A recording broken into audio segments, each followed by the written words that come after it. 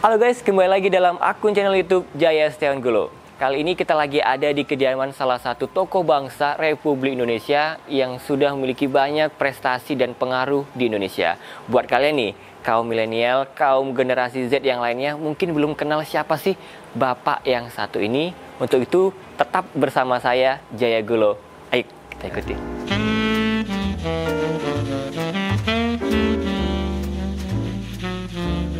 Assalamualaikum warahmatullahi wabarakatuh. Kembali lagi dalam channel YouTube @hellogulo, saling berbagi inspirasi dalam kehidupan setiap orang.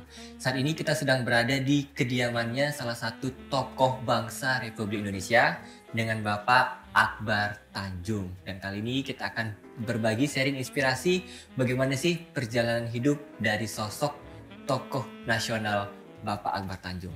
Sudah hadir bersama kita dengan Bapak Akbar Tanjung. Selamat pagi Pak. Selamat pagi. Ya, terima kasih Pak buat undangannya.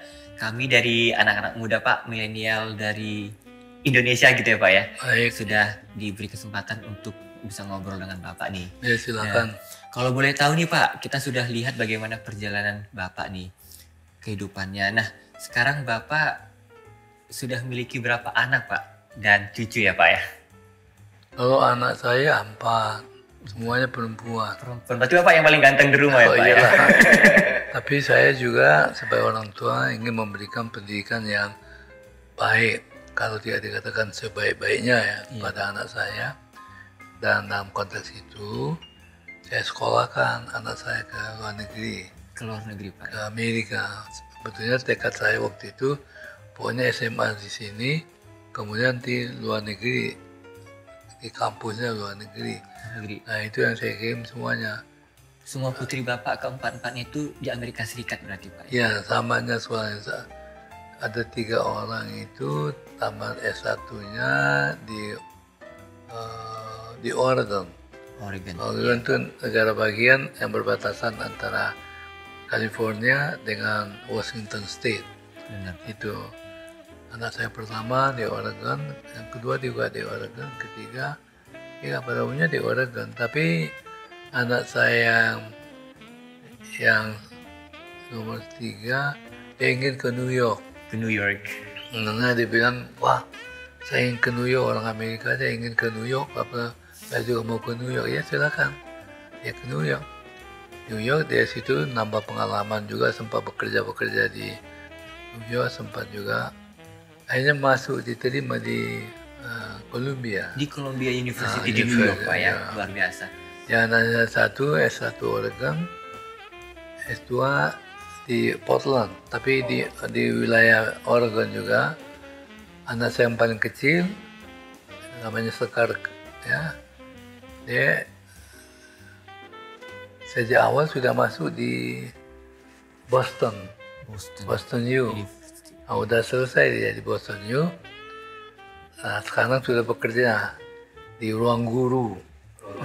Dan kemudian nanti juga akan merencanakan S2-nya di Amerika. Dengan harapan bisa masuk. Ya itu kan ada kelas-kelas kampus yang level atas gitu ya. Yang namanya Ivy League ya. Ivy League benar Pak. Jadi anak saya Yana itu di Columbia. Columbia itu termasuk Ivy League. Anak saya yang paling kecil ini juga ingin nanti masuk Ivy League. Bahkan ada mimpinya dia syukur-syukur bisa ke Harvard gitu. Kita doakan semoga bisa masuk. Itu anak saya yang paling kecil. Pak, ya. Kalau cucunya Pak, ada berapa Pak? Cucu saya 6. Dari anak yang 4 perempuan itu juga menghasilkan 4 cucu. Dan anak yang nomor 2 menghasilkan anak 1 cucu. Anak nomor 3 juga menghasilkan 1 cucu. Sedangkan anak yang paling kecil, Sekar, itu kan belum menikah. Iya. Wah, kami udah menunggu dia kalau memang sudah cocok. Oke, berarti sekarang lagi mencari ya Pak ya? Iya benar. Jadi ini kesempatan nih buat kita yang para pendengarnya untuk bisa dekat dengan anaknya Pak Akbar Tanjung. Kira-kira ceritanya seperti apa nih Pak? Apanya? Kalau mau mendekati anak Bapak, Bapak restunya Pak?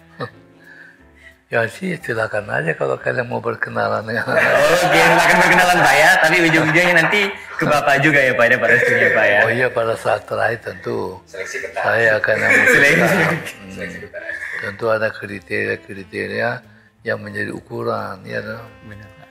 Ini kalau kita lihat nih Pak, perjalanan Bapak dari sekolah, kemudian kuliah ini penuh dengan hiruk pikuk organisasi Pak. Ya. Kemudian hiruk pikuk yang namanya perkumpulan, partai. Apa sih yang Bapak pikirkan Pak untuk bisa mengikuti perkumpulan organisasi ini Pak? Ya, saya masuk perguruan tinggi di UI, Di Universitas Indonesia Fakultas Pak. Teknik. Kebetulan itu Fakultas Teknik itu baru didirikan pada waktu itu. Saya Tahun masuk berapa ya Pak ya? tahun 64. 64 Pak.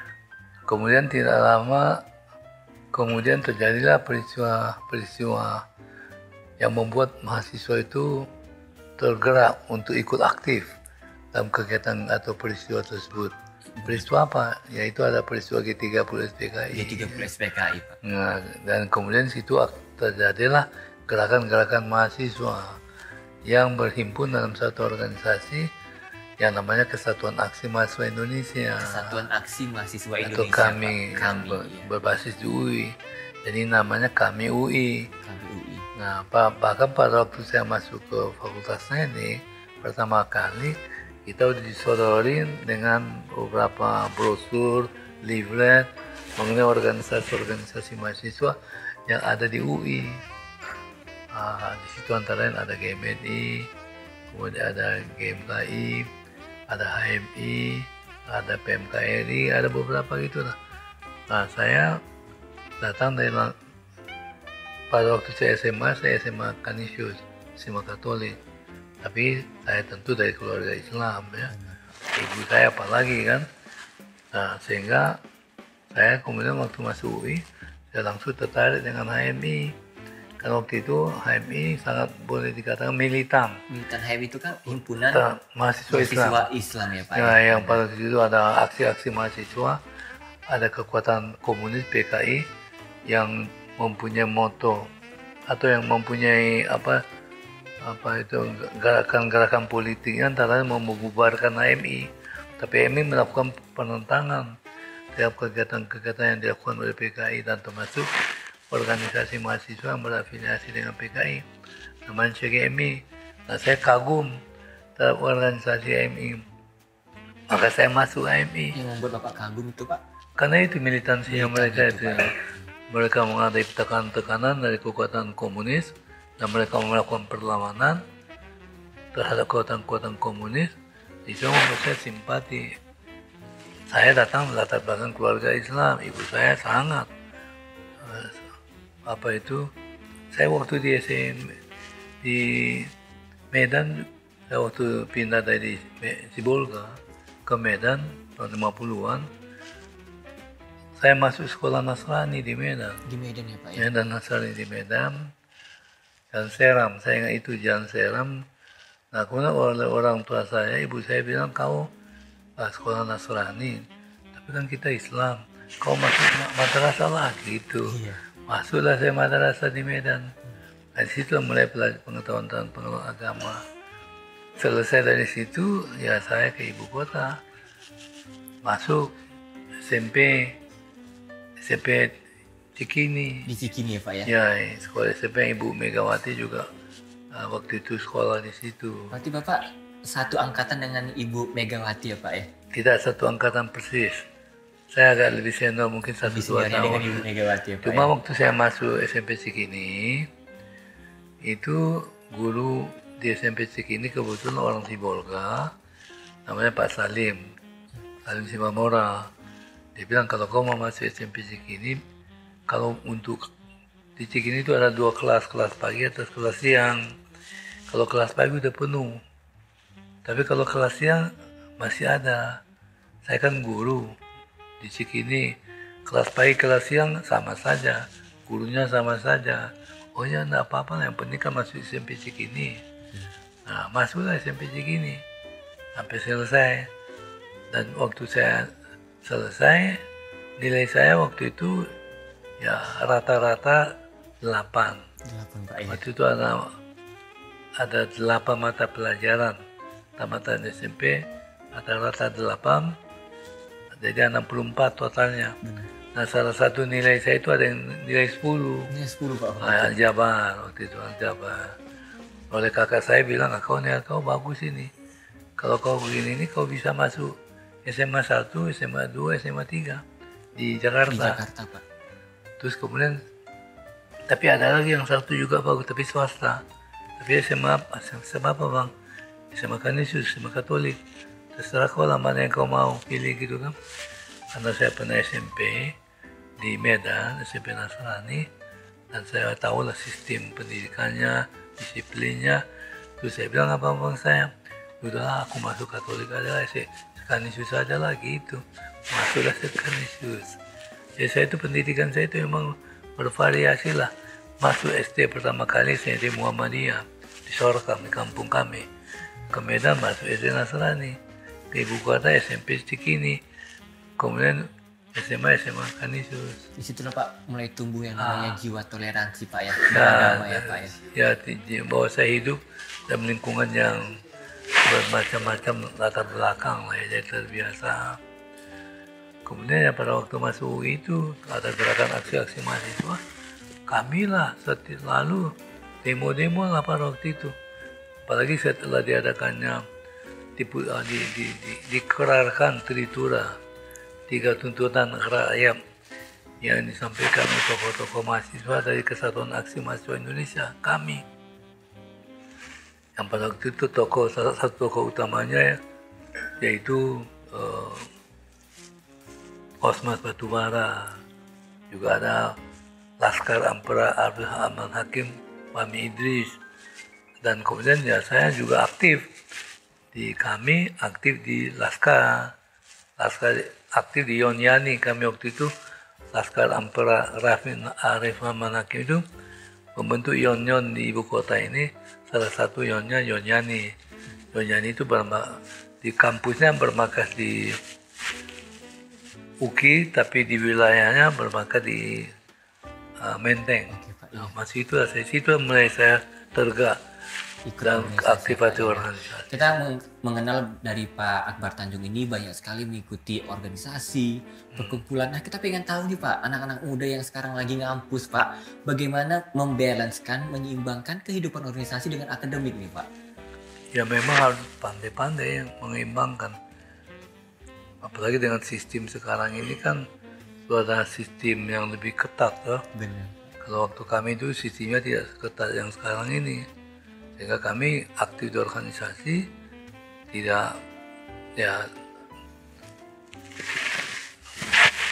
artinya tidak dilarang gitu kan. Tapi kalau sekarang ini kan ketat begitu. Jadi oleh karena itu ya memang yang orang-orang muda sekarang tentu harus menyesuaikan dengan aturan-aturan baru. Ya, Pak, ya. Kita pengen tahu nih Pak, kalau boleh tahu berapa tahun sih Pak lulusnya di kuliahnya Pak? Kalau lulus kuliah saya nggak usah menyampaikan lah. Oke Pak, ya rahasia Pak ya. Jangan, karena sudah beda sistemnya sewaktu di zaman Bapak di zaman sekarang. Beda betul. Baik Pak. Tapi ya saya dengan aktif di organisasi, yang itu yang kemudian salah satu waktu saya putuskan masuk dalam politik.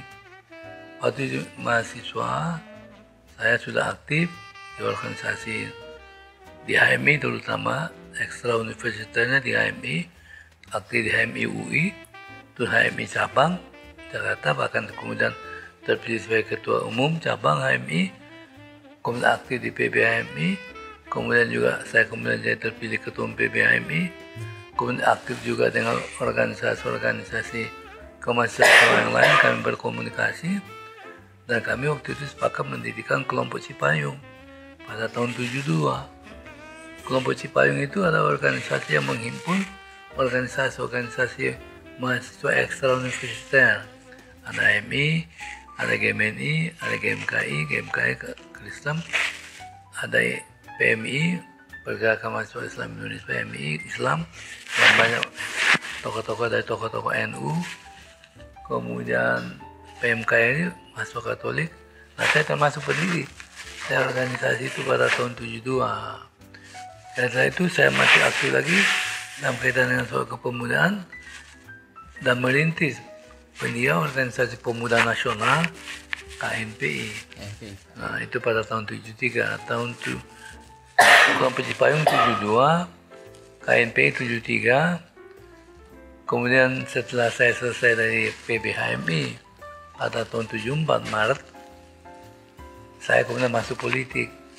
Dan pilihan saya waktu itu ya karena saya udah lingkungan kedekatan saya dengan banyak juga dengan orang-orang tokoh-tokoh muda dari Golkar, dan juga saya juga punya banyak pandangan-pandangan saya merasa cukup cocok dengan Golkar, maka masuklah saya Golkar pada tahun 74, dan kemudian saya aktif di lingkungan 74 kontestasi ke NPI, kan kemudian saya jadi ketua umum ke NPI, dan setelah itu saya jadi anggota Dewan DPR, terpilih anggota Dewan.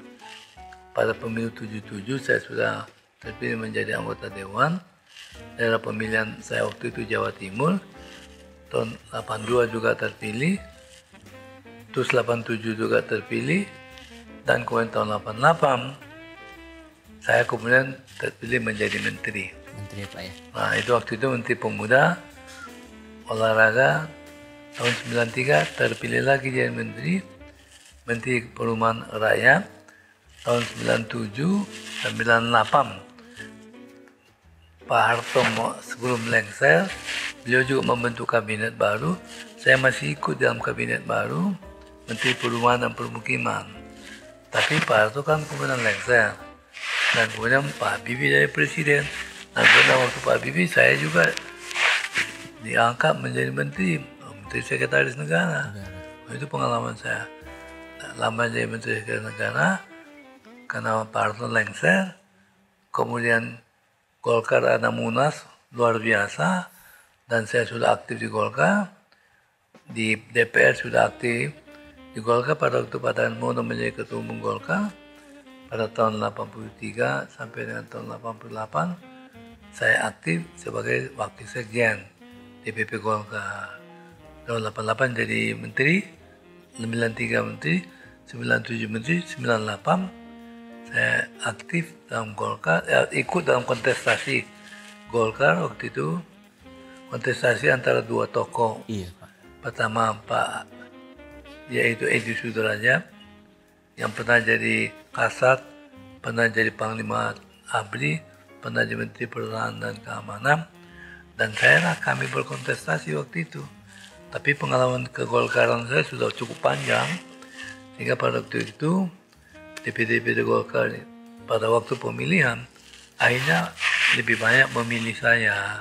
Akhirnya jadilah saya jadi ketua umum Golkar pada Munas Golkar bulan Juli tahun 98. Dan pada waktu itu Golkar mengalami banyak sekali tekanan-tekanan dari kekuatan-kekuatan yang anti, terutama anti Orde Baru, anti Pak Harto, anti Dwi Fungsi ABRI, anti juga katakanlah militer, ke anti-anti yang dimiliki oleh masyarakat itu fokusnya semuanya ke Golkar, di mana tema-tema yang diangkat dalam kaitan dengan kasus pada waktu itu arahnya pembubaran Golkar. Itulah yang tantangan kami amat berat pada waktu itu, dan akhirnya kami bisa mengatasi berbagai tekanan-tekanan tersebut, sehingga pada pemilu pertama tahun 99 Golkar masih dapat dukungan suara yang cukup baik, nomor 2. Kalau pemilu pada Orde Baru Golkar selalu nomor 1, lalu di atas 60%. Bahkan pada tahun 87 Golkar 73%. Tahun 97 pun Golkar sekitar 73%. Tapi pada waktu reformasi Golkar masih bisa nomor 2 tahun 99, dan pada waktu itu saya sudah jadi ketua umum Golkar. Kemudian 99-2004 saya terus mengkonsolidasi Partai Golkar, kemudian juga menyiapkan kader-kader Partai Golkar yang saya anggap sangat penting. Dan kemudian pada waktu itu Golkar juga mengintroduksi satu sistem rekrutmen calon presiden, memperkenalkan sistem rekrutmen calon presiden melalui konvensi, sehingga Golkar kemudian dikenal pelopor dari penetapan calon presiden melalui konvensi, sehingga di mata publik Golkar juga semakin dianggap betul-betul sudah sejalan dengan cita-cita reformasi. Kemudian hasilnya pemilu 2004 yang Golkar jadi pemenang. itulah peristiwa politik. Oke Pak. Ya. Lahir di Sorkam, Provinsi Sumatera Utara, kemudian Bapak Akbar Tanjung banyak menghabiskan perjalanan karirnya, kuliahnya itu di Jakarta ya Pak ya. Dari kuliahnya sampai berbagai organisasinya, tapi beliau tidak melupakan provinsi di mana ia lahir dan dibesarkan. Beliau mendirikan salah satu sekolah SMA, namanya SMA Negeri 1 Plus Matauli yang ada di Pandan, Provinsi Sumatera Utara. Kemudian Pak Akbar Tanjung pernah menjadi menteri Pak ya, Menteri Pemuda dan Olahraga, kemudian Menteri Perumahan Rakyat, Menteri Sekretaris Negara, kemudian Ketua Umum Partai Golkar, Ketua DPR. Bapak Akbar Tanjung pernah menjadi Menteri Pemuda dan Olahraga, pernah juga menjabat sebagai Menteri Perumahan Rakyat Pak ya, Menteri Sekretaris Negara, dan banyak lagi prestasinya. Apa sih Pak yang membuat sosok Bapak Akbar Tanjung bisa dipercaya untuk memegang posisi strategis seperti itu Pak? Ya tentu pertama saya dapat kesempatan menjadi menteri itu karena saya sudah aktif di politik, di Golkar, dan itu Ketua Umum Golkar Pak Darmono. Pak Darmono juga melihat tokoh-tokoh muda Golkar yang patuh untuk menjadi menteri diperkuat. Maka disitulah kami, 3 orang kami dicalonkan oleh beliau menjadi menteri. Saya, Sarwono Kusumaatmadja, kemudian Siswono, kemudian periode berikutnya dengan saya sungguh-sungguh menjalankan tugas saya, akhirnya saya dipilih lagi. Kemudian periode berikutnya juga karena saya juga sungguh-sungguh ya dipilih lagi. Jadi artinya ya kesungguhan dan menjalankan tugas, komitmennya, kesungguhan, dan kemudian ya itu tadi konsistensi juga penting. Mereka lihat oh ini anak ini bagus, ya, kemudian jadi menteri kembali. Bahkan pada waktu terakhir itu setelah saya Kementerian Pemuda Olahraga kemudian ke Perumahan oleh Pak Habibie, penerus dari Pak Harto, saya Menteri Sekretaris Negara. Di portofolio kementerian yang saya pernah pimpin itu ya paling tidak 3 portofolio. Ya, bahkan tadi saya sebut pada waktu Pak Harto terakhir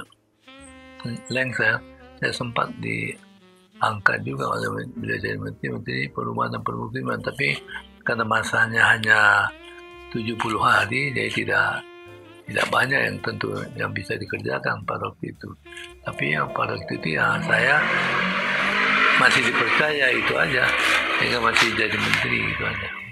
Ya, kepercayaan dari orang yang memberi tugas kepada kita atau mempercayai kita, memberikan kepercayaan kita menjalankan satu posisi. Nah, ini harus kita jadikan juga sebagai faktor yang membuat kita harus sungguh-sungguh dan melakukan tugas sesuai dengan kepercayaan yang diberikan kepada kita. Oke Pak, dari Bapak sudah banyak ikut organisasi dan prestasi, dan Bapak menikahi seorang perempuan yang juga sama waktu itu kuliahnya dengan Bapak Pak ya? Pada waktu saya menikah dengan istri saya, waktu itu ya sedang kuliah di kampus di UNS. Oh UNS Pak, ya. Itu bagaimana ceritanya Pak bisa ketemu dengan Ibu? Ya Tuhanlah yang mempertemukan kami itulah ya. Ya waktu itu saya aktif di KMPI. Kemudian salah satu program KMPI kami waktu itu adalah program adanya kegiatan dan bidang olahraga antara pemuda Indonesia dengan pemuda Malaysia. Nah kami waktu itu mempunyai kegiatan olahraga yang cukup bagus yang berasal dari KMPI di Solo. Maka dari KMPI Solo lah kami tugaskan untuk ikut dalam pertandingan olahraga di Malaysia. Ketemunya Pak dalam event itu ya Pak ya? Nah salah satu pemain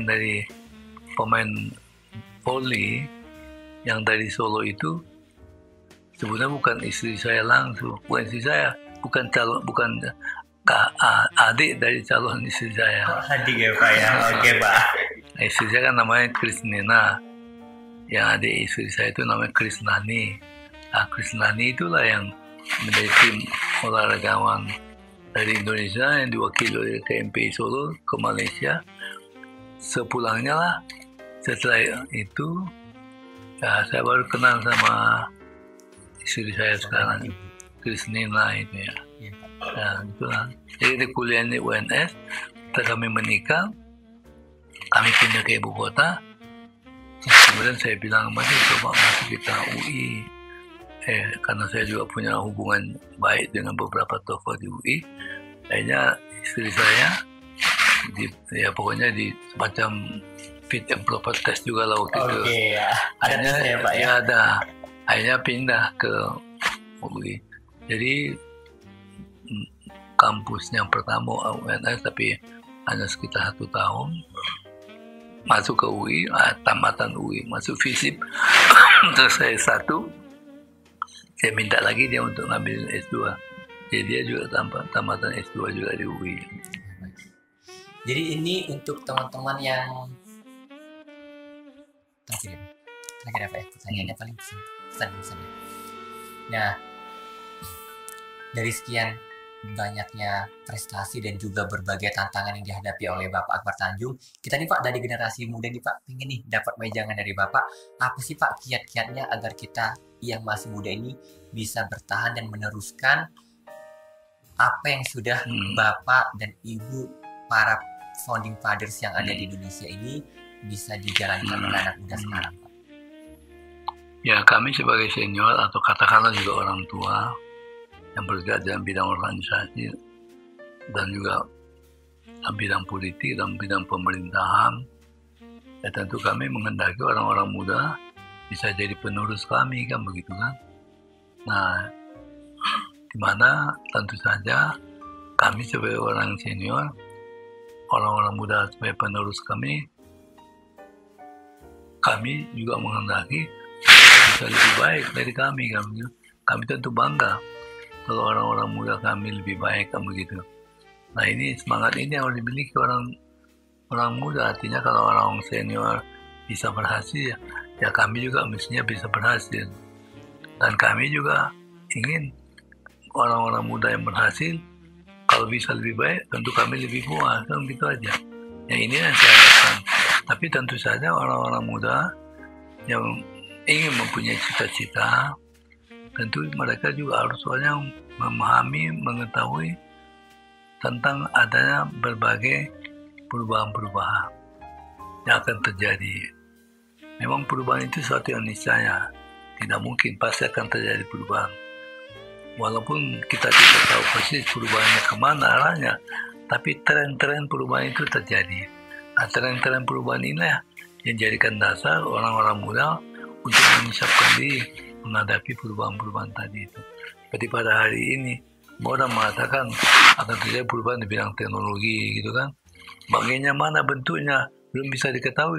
Terjadilah muncul generasi yang sekarang milenial. Ya, bentuk dari pengembangan teknologi digitalisasi. Nah, ini semuanya. Ya, oleh karena itu orang-orang muda ya haruslah menyesuaikan ini, mengantisipasi, mempersiapkan diri sehingga pada waktu terjadi perubahan mereka sudah siap. Kalau tidak nanti bisa terjadi Alvin Toffler itu kan cultural shock gitu kan. Harusnya mereka ini menyiapkan diri gitu. Bahkan lebih daripada itu, kalau bisa sebelum terjadi perubahan mereka sudah ada di lingkungan perubahan-perubahan tadi itu, sehingga mereka juga bisa mendapatkan manfaat dari perubahan-perubahan atau benefit dari perubahan-perubahan itu gitu. Saya kira itu. Baik, Bapak Akbar Tanjung, terima kasih banyak Pak buat waktu dan kesempatannya. Dan ini akan menjadi sumber inspirasi bagi teman-teman semuanya dari anak-anak muda, milenial yang ada di seluruh Indonesia Pak. Sekali lagi terima kasih, kami doakan agar Bapak sehat selalu dan semakin sukses ke depannya Pak. Amin. Baik Pak, terima kasih banyak Pak. Oke, baik ya. Kalian juga harus sukses. Sebagaimana para senior, kalian juga udah pasti tahu siapa saja. Ya kalian juga bisa sukses. Terutama kau Gulong, kau harus memperlihatkan bahwa kau juga berhasil. Kau berasal dari daerah Sumatera Utara, kebetulan dari aslinya orang Nias. Kau juga harus bisa mengatakan Kalau orang Pertanyu, orang Tapteng, orang Sorkam bisa, kenapa aku orang Nias nggak bisa? Ada itu Hasan Yosana Lawli kan orang Nias juga itu kan. Iya, ya itu tekad itu yang harus dimiliki oleh orang-orang muda ya. Oke, cukup ya. Cukup, Pak. Itulah bincang-bincang kita dengan salah satu tokoh bangsa ini, Bapak Akbar Tanjung. Dan semoga apa yang telah beliau sampaikan bisa memberikan inspirasi untuk kita semua, khususnya generasi muda kaum milenial. Untuk itu tetap bersama saya, Jaya Setiawan Gulo, karena kita akan memberikan banyak inspirasi dari berbagai tokoh muda maupun tokoh inspirasi lainnya bersama kita. Untuk itu jangan lupa untuk like, komen, dan subscribe, karena like, komen, dan subscribe itu gratis. Oke? Salam.